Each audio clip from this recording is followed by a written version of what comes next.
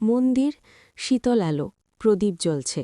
বাণীর চোখে অশ্রু, অনিরুদ্ধ অচেতন অবস্থায় শয্যায়।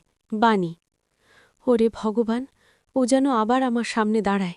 শুধু সুস্থ থাকো, এটাই আমার একমাত্র প্রার্থনা, ঠাকুরমশাই। বাণী, হৃদয় থেকে প্রার্থনা করো।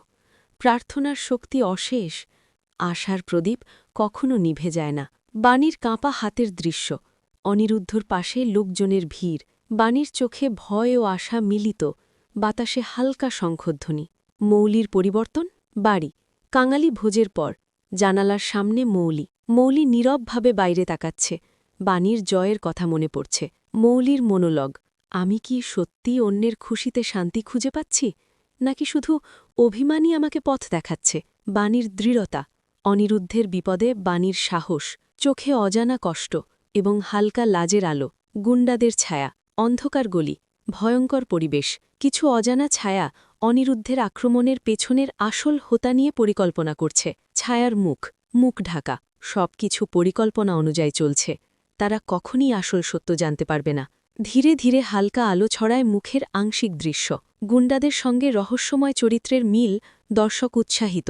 বাণীর নির্ধারিত অভিযান, বাণীর সিদ্ধান্ত, অনিরুদ্ধকে দ্রুত সুস্থ করতে হবে। স্থানীয়দের সঙ্গে পরিকল্পনা করছে, আমি একা হলেও ছাড়ব না, অনিরুদ্ধকে ফিরিয়ে আনব। বাণীর দ্রুত দৌড়, লোকজন সাহায্য করতে আসে।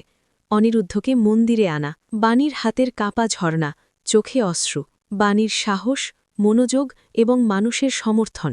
মন্দিরের ভেতর আলো ধীরে ধীরে উজ্জ্বল হচ্ছে। অনিরুদ্ধ চোখ খুলতে চলেছে।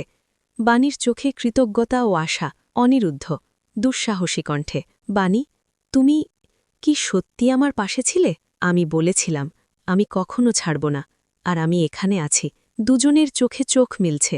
আবেগপূর্ণ দৃশ্য, শেষ মুহূর্তের টুইস্ট। মন্দিরের ভেতর অনিরুদ্ধ ঠিক সুস্থ হয়ে উঠছে, কিন্তু হঠাৎ এক গুপ্ত বার্তা আসে। এখনও কিছু বলা হয়নি। অদৃশ্য ষড়যন্ত্রের ছায়া এখনও প্রকাশ পায়নি। অনিরুদ্ধ কি পুরোপুরি সুস্থ হবে?